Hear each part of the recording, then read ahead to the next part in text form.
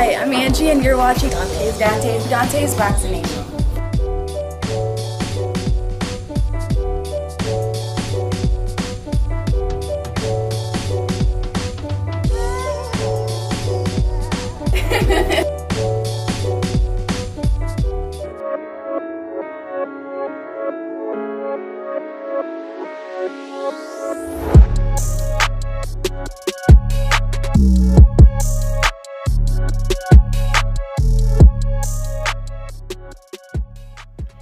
Dante's Boxing Nation, what's going on, guys? So I have some really bad news to report, at least bad news for the boxing fans and DAZN. I'll explain why it's bad news for DAZN in a minute, but before I do, let's get into the report. So Dan Rafael, ESPN's Dan Rafael, is reporting that Big Baby Miller has just tested positive for a banned PED. This is a new drug on the black market by the name of GW1516. This drug is so new that it's not even clinically approved to use on humans yet. The GW drug is being looked at as the new EPO, but the health side effects are way worse according to reports.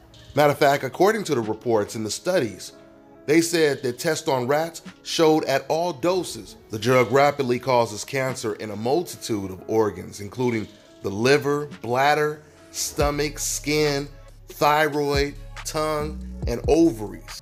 So not only is it a banned substance, but it's a dangerous banned substance. The positive test came from a March 20 random urine test by VADA, around the time the fighters were doing their news tour to announce the fight.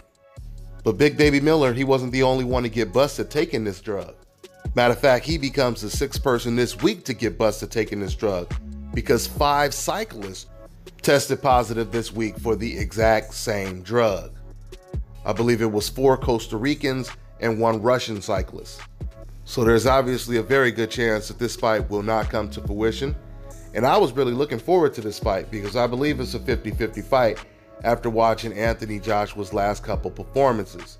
But I tell you, with this news, you just never know what you're going to get in the sport of boxing, what type of news you're going to get. Because if I would have told you, or if someone would have told you that somebody tested positive in the Joshua Miller fight for a PED substance, banned substance, a lot of people would have thought it would have been Anthony Joshua. But it turned out to be Big Baby Miller. So I don't know where DAZN goes from here. I don't know where Anthony Joshua goes from here. Once again, it's more than likely he will not be facing Big Baby Miller now. Now, I told you guys earlier on, this is bad news for DAZN. The reason why this is bad news for DAZN is if this fight does not happen in June, the only fight they have in June is Golovkin most likely fighting against a Steve Rose. And not too many people are going to pay $19.99 that month to watch Golovkin fight a complete tomato can. I mean, don't get me wrong, the diehard fans, they'll still tune in, but DAZN needs more than the diehard fans to tune in. They need new subscribers to tune in. And without the supporting cast of Joshua versus Miller, this is really, really going to hit DAZN hard. If the only boxing match they have for boxing fans is Golovkin versus Steve Rose or Hassan N'Dam.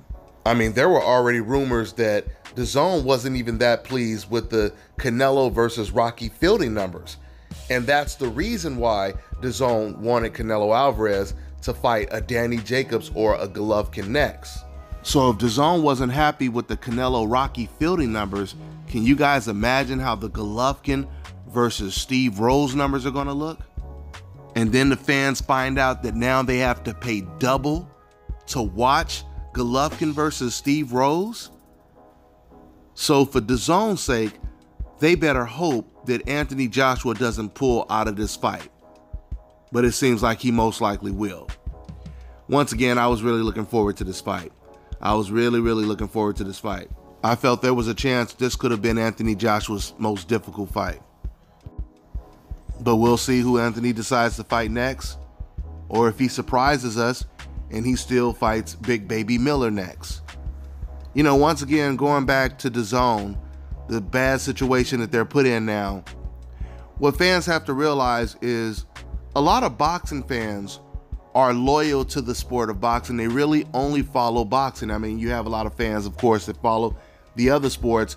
But my point is, the majority of fans, boxing fans, that are going to pay for a DAZN subscription, the majority of them are going to pay for that subscription just to watch boxing. Not to watch MMA, baseball, basketball, or whatever else DAZN provides. The vast majority of these fans, they only want the subscription to watch boxing. Just like a lot of boxing fans, the only reason they had HBO was because HBO offered boxing, right? I hear a lot of boxing fans tell me that all the time. DAZN is no different. So let's see how this all plays out. That's all I got for now, guys. I'm on to the next one.